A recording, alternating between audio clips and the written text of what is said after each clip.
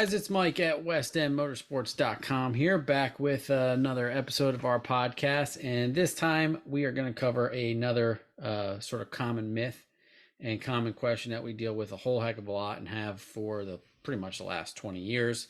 And it's a question that the answer has actually kind of changed a little bit over time.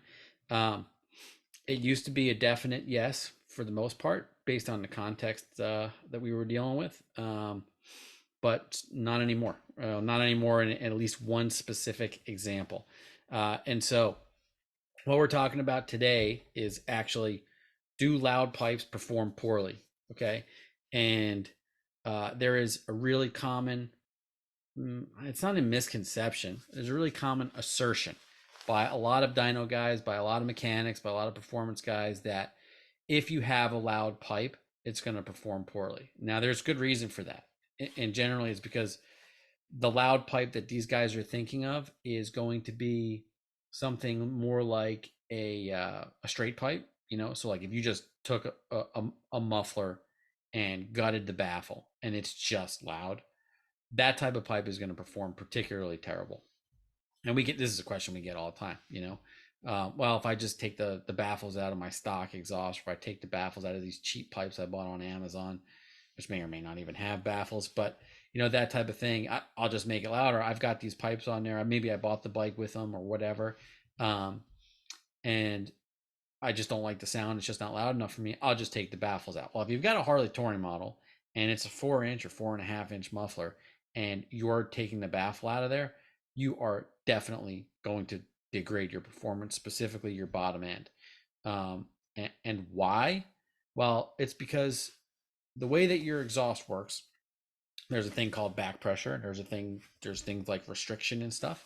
And all of these things factor into the overall way that your bike is going to perform.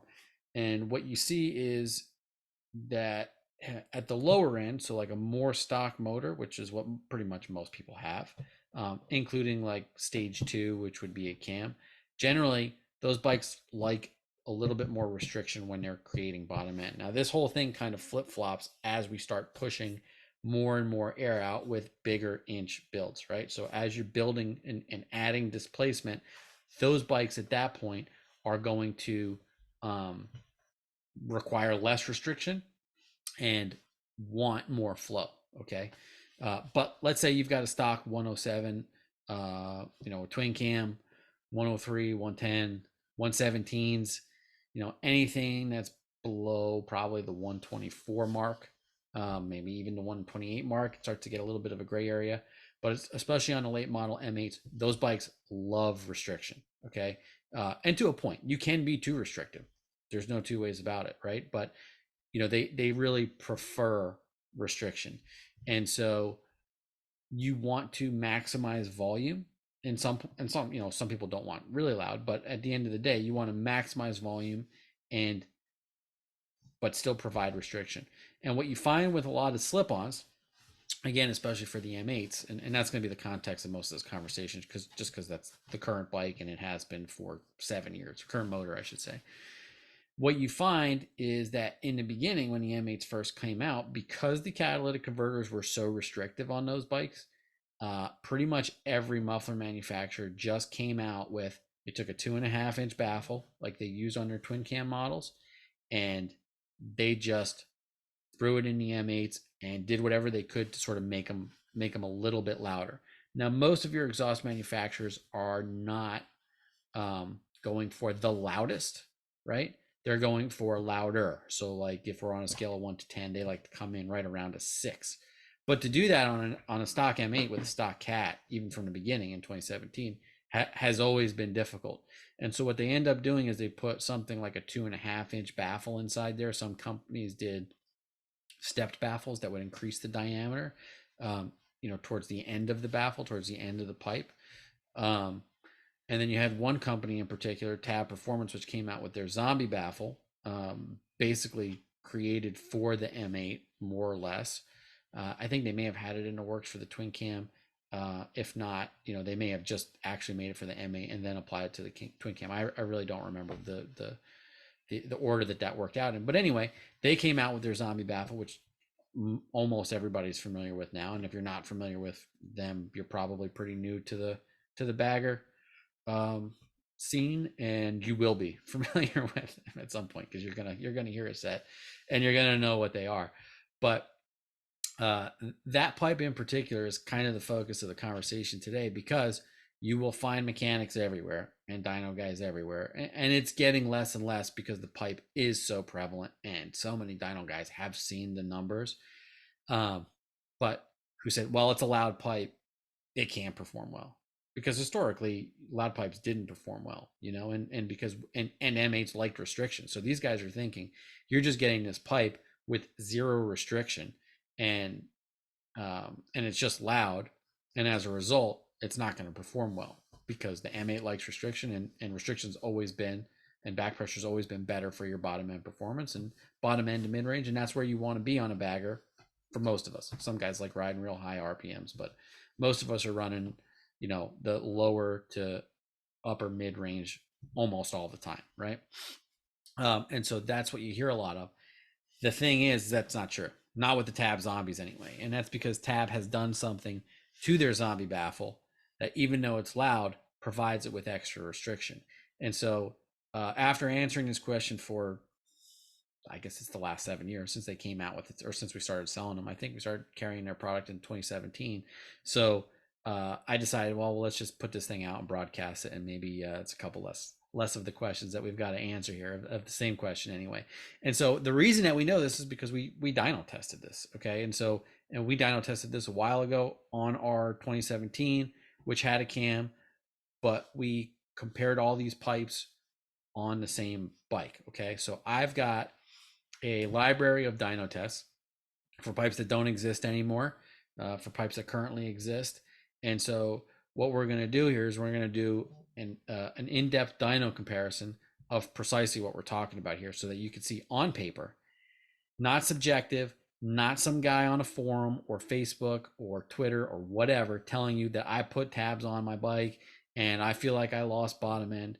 And the key word there is feel, because you may feel like you lost bottom end, but you did not lose bottom end, okay? And we know that because we've got this on paper, especially when we compare it to other slip-ons. So what we're going to do is we're going to compare the Tab zombies.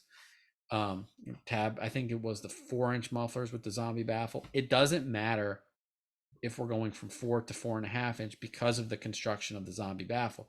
The zombie baffle is basically a straight pipe that sits inside the muffler. Okay, so if it's in a 4.5 inch can or if it's in a 4-inch can, it doesn't matter, because the size of the pipe that's inside that muffler is the same. And so the exhaust is really only flowing through that same size diameter, whether it's 4, 4.5, or now 5-inch. Okay, and so you're really not going to see a difference there performance wise. So keep that in mind. So let me do a screen share here real quick for you. Let's jump over to our dyno. And the first one I've got brought up here is the Tab Zombie. Okay, now again, this is completely transparent. This was done with our good buddy Dave over at JD Cycle Works in Nazareth, PA, one of the foremost dyno guys that you're going to find in the United States of America, and I would imagine the world, because, not that there aren't good dyno guys elsewhere, but we've certainly got the greatest concentration of them, and he's at the top of the heap here. So that tells you quite a bit. We were just fortunate to be neighbors, basically. And so we really lucked out having Dave as a contact, and I'm trying to get him to do a podcast with us here. And so, stay tuned for that. Maybe we'll get him in a loop. So anyway, here is our dyno chart on our 2017 Street Glide with the RCX Tormentor head pipes, which are no longer.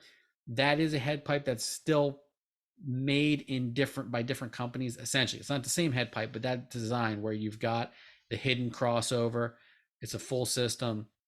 And so, the Chromeworks aggressors are like that. Tabs 2 into 2 is like that. There's a couple of different head pipes that are just like these head pipes. So it's still really a good comparison. This is with an SNS 465 cam and the Tab Zombie muffler. So again, all those first things I mentioned, that's all going to stay static. We're not changing that. The only thing that we're changing in these dynos is our mufflers. Okay. And so when you look here, what you're going to see is and what we're going to focus on is where you're using your usable, where you're using the power the most. Okay. And now down here, just for a real quick dyno kind of primer, this side is our torque and this side is our RPMs. Okay. And so this side is horsepower over here. Okay. On the graph. Now you're basically at the same numbers wise, right? And the graph sort of forms that all out here for you, but just the same. Here's your torque or horsepower, because we can go straight across the graph here. And here's our RPM range, right? So we've got 2,000, 2,500, 3,000, et cetera, et cetera. You get that, okay? And the trick with dynos, and where a lot of people go wrong, and we did a dyno video with 2-into-1s and stuff in the past, like a dyno explainer, but just again, to reiterate, because it's been a long time and you probably haven't seen that. This is, if you want to get into a pissing match with your buddies and a good old fashioned dick measuring contest, this is what you're looking at. Okay. Max torque, max power. When your buddy who just wants to have the best of everything comes to you and says, hey, my bike's producing whatever, and you just want to beat him, this is what you're looking for. Now that's fool's gold. Okay. That is a surefire way, like our previous video where we tell you how to make the wrong decision when you buy mufflers.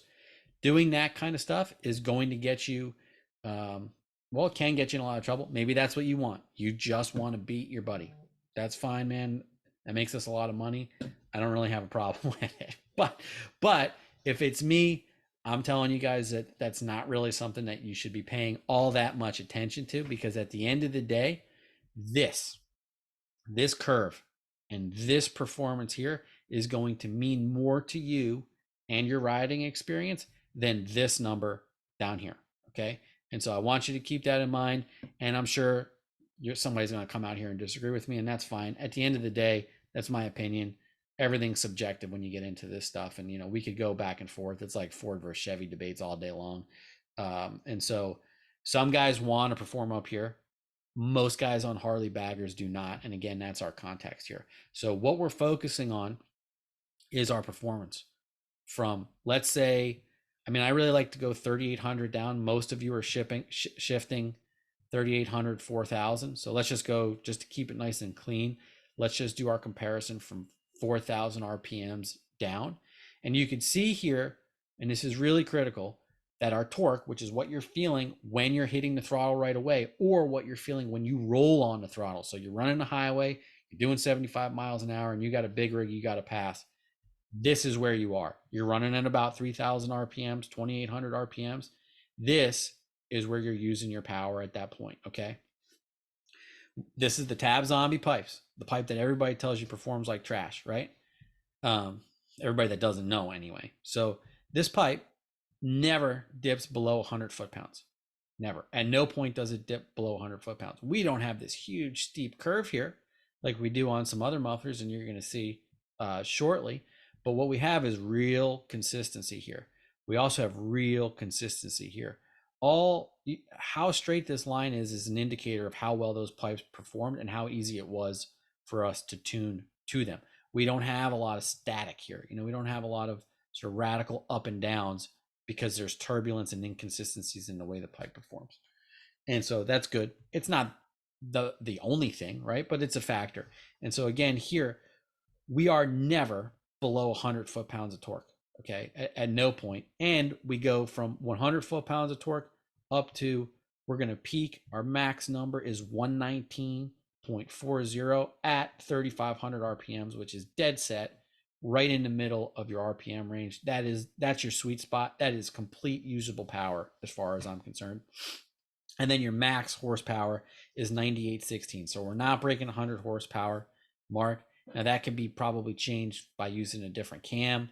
There's different ways to get that. If you got to have that 100 horsepower, you can also have the dyno guy cheat a little bit and make some adjustments just to give you the one on paper. But this is we're not editing these dynos for effect. This is real power, okay?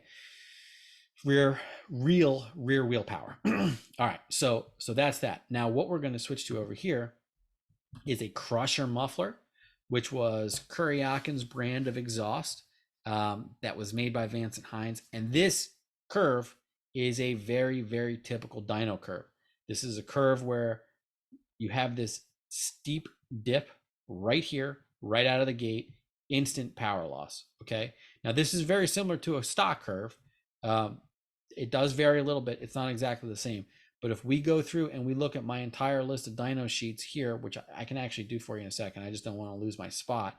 You're going to see that this little fish hook here and this acceleration, this steep curve is very common. And you could say, wow, that looks good. And then look here, you can go down and tell your buddies, this pipe's got, almost 2 more foot-pounds of torque. And so if he's running the tab zombies, you could just say, well, look, I got 121 foot-pounds. My pipes are better than your pipes, right? And where are we at horsepower-wise? This is 98. And so, I mean, really negligible there, 98.81 versus 98.16. But let's talk about that usable power again, okay? Here's our 4,000 mark. Where are we at? We're about 118, let's just call it 118 foot-pounds and just about 90 horsepower. Let's go to our 4,000 mark here. We are at about 118 foot-pounds and right about 90. So this is where those lines are basically concentric, which you'll see with all these mufflers in the upper RPM range. They tend to be really, there's always a point that they intersect. And so 4,000 is the point that they intersect. Let's drop down to 3,500. Where are we at? We've got 80 horsepower and we've got 120 foot-pounds. Let's go here, back down to 3,500. Now here we're a notch above 120 foot-pounds and we're down to 80 horsepower. So horsepower-wise, we're still there. So 3,500 RPMs. Let's go down another 500 RPMs. This is where things are going to start to change, okay? Down to 3,000. Where are we? We are at, let's call it 60. I'm going to call that 66, 67 horsepower. And we've got about 117 in torque, okay? We come up here. Where are we at? We're about the same, 117, 115 in torque. We are up above, we're at 65-ish, 66 horsepower, okay? So 65, 66 to, let's just call that 115, right? And then where were we at over here? We're at about the same, 66. I'm forgetting the numbers. I apologize. But you're going to start to see this thing drop because you can actually see right here. Look at the initial curve there. So we're working our way down. So 2,500 RPMs. We are down at 50 horsepower and we're down to 104 or so torque. Okay. So we're losing power right there. Come back to our tabs. We're about 105, 106 torque and 50, I would say 50 or so horsepower here. Where are we on the crushers? The crushers are getting underneath 50 horsepower, okay? And then if we drop down to 2,000, which is kind of lugging range, you know what I mean? That's your cruising range. We're down to 35, 36 horsepower. Over at the tab, we're still above 40, so that's a 5 horsepower increase. We're down to 90, what would you call that? I'd say 95, 96 torque, and we're up above 100 here. We're actually a little bit over that. We're about 104. So there we've got, maybe an 8 foot-pound difference. That 8 foot-pound difference is what we're really trying to focus on here. And again, this chunk, that's when you're passing a big truck. That's when you're passing a hill. That's something that you run in, or passing a hill. That's when you're running up a hill, you're running straight and all of a sudden there's a hill. That's the difference between you downshifting and not downshifting right there. Okay. And so something to keep in mind, again, if you don't care, that's entirely up to you. There's nothing that I could do to change that. But for most of us, that's something that you're going to run into while you're riding almost every time you're out there, multiple times. Okay. So like if you are dealing with that 5 to 10 times a ride, that's going to factor into your overall riding experience. Think about how many times you go riding, et cetera, et cetera. I mean, you guys can do the math. And so that's why it's really important to factor that in. And so, we wanted to kind of address 2 things here, which is that the tabs perform better than people think they do. And this number can change depending on the other stuff that you're doing, right? Like, your cam and stuff may provide more torque, less torque, whatever. But you could just see the difference between how the mufflers work, the consistency, and the bottom end performance that you're getting out of the tabs versus your sort of average 2.5-inch muffler. Okay, and then we're going to go real quick, just because I said that I would here, just to show you that this curve on these now defunct pipes is sort of similar. There is the crusher. Let's go. I think I got to go up here. Look, this is another pipe here. That looks pretty similar, doesn't it? Let's go back up here. And I'm not really going to highlight these brands because I don't want to give them a hard time. This is an SNS Grand National. This is a good example too. So look at this thing. Look at how this torques. This thing peaks. Max torque 116, so not real high, but at 2,800 RPMs. These things torque through the roof. Why? They have a tiny baffle. So they have next to no volume. They're like a step above stock. I don't know what diameter the baffle is inside. It's maybe 1.75 inches, maybe 2 inches compared to stock. But like this thing torques like a 2-1, okay? Which just goes to what we were saying before. But this is not a loud pipe. This is a pipe that's above stock. Now that may appeal to you. That I don't, again, like we talked about before, I have no preference. But this is not a popular pipe because the sound is barely above stock. So if you're buying this pipe, this is, in my estimation, this is the reason to buy this pipe. Or you just bought a bike, it was used, it's already got a set of mufflers on there, and you're one of those guys who doesn't like loud. This is a very good option for you. Okay, let's go back up here. Let's look at another one. We've got what was this guy? This is a MagnaFlow pipe, huge dip. I mean, we're just starting way down here. Real kind of big inconsistency there. They don't make those anymore. There's that shape again. These are our bone shakers, which is a good loud pipe, but you can see they've got that same dip that we're talking about. Another one here. Bassani D&T's dip, kind of an inconsistent, not really a smooth fish hook, but it lasts a little bit longer here. Great pipe, people love them, but that's what you're looking at. What do we got here? We got another one. This is a Cobra pipe. See the same thing. We're down below 100. Not a real clean fish hook like some of the other ones. Not that you're looking for that. I'm just, pointing out differences. That's because this dip is a little bit deeper, meaning it goes a little bit higher into the RPM range. What do we got here? This is a 2-1, so you can see a D&D Fat Cat. This thing just, the torque just shoots straight up. There's no dip, but it still, this is a 2-1. Now it gets up to 118, which is about the same as our tab slip-ons. Definitely better horsepower, but this is a 2-1. This is a totally different beast than what we're talking about, right? And so you can see that the tabs are actually kind of similar to this 2-1 pipe, which everybody's going to tell you is the best performing pipe, which is generally true. Reinhardt 4.5 inches. We're starting down here. We don't have the fish hook, but we do start down below 100. We don't have that initial out of the gate power. We're going, and then we're back to our tab zombies where we're up here, up above 100 foot-pounds. And I think I got one more on the list here. This is a comparison. I think that was stock. This was my bike stock, to be perfectly honest with you. So, or after I changed the cam, that's what we were looking at. So, nope, this was stock, which is cool because you can see here we had 77 horsepower and 100 foot-pounds of torque, give or take, if we're just taking an average. And all these other dyno sheets we're looking at up around 120 foot-pounds and up around 100 horsepower. So you're talking about 18 foot-pounds, 18 horsepower, give or take, depending on all the products that you're going to do. And that is just from a cam.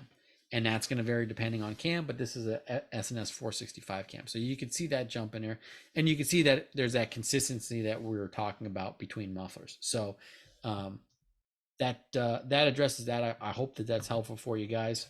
One more thing, we've been doing just sort of having you guys help us generate this bike Buildoff thing. We didn't get great feedback last week.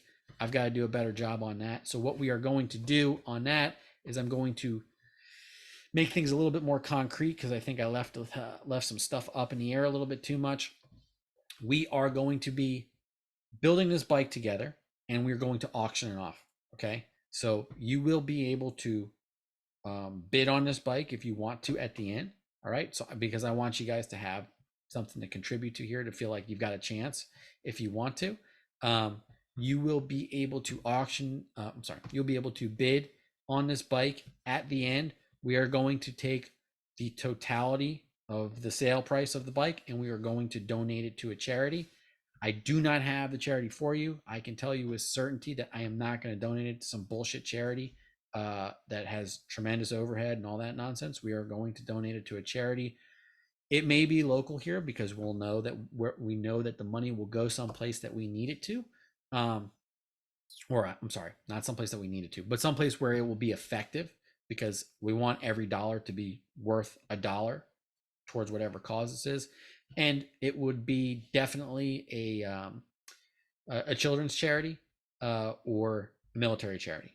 That's it. So we're going to explore our options there. We are in a military town here, and children are guiltless, and so I feel like those are two safe bets. I really don't want to get embroiled into dealing with some charity that is sort of half-assed. You guys know how that goes. We've all seen the stories, and I don't want to take any part in that, and I don't want anybody's money to go towards that. So the bike will be auctioned off to the highest bidder at the end of the process when we're done and we've gone through the whole thing here. So we do need you to get involved, and I do need you to vote. We are moving that poll out. The poll is which direction we're going to go with the bike, which is the big grand scheme of things, which is the thing you need to decide when you're starting off customizing your bike. Okay. Are we going to do performance bagger? Are we going to do a big wheel bagger / fat front tire bagger? Or are we just going to do really sort of clean custom, which is kind of what most of you guys are going to do with your bike? You're not going to go whole hog. So those are the three options. Get on X, Twitter, whatever, vote. We will put the link in the description below. It is on our Facebook. It's on X. It'll be on Instagram, wherever you guys are at. Go there, click that link, and get on that X poll and tell us what it is that you want us to do. And then again, at the end, it's all going to be for a good cause. So we really appreciate it. Just taking a little bit of time out of your day and helping us do this thing.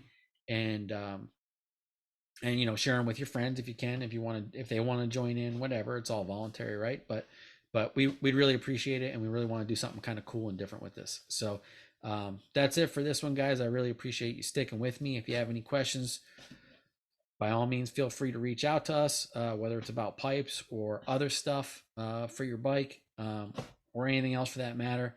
And stay tuned. We've got some exciting stuff coming for you down the track here. Thank you, guys.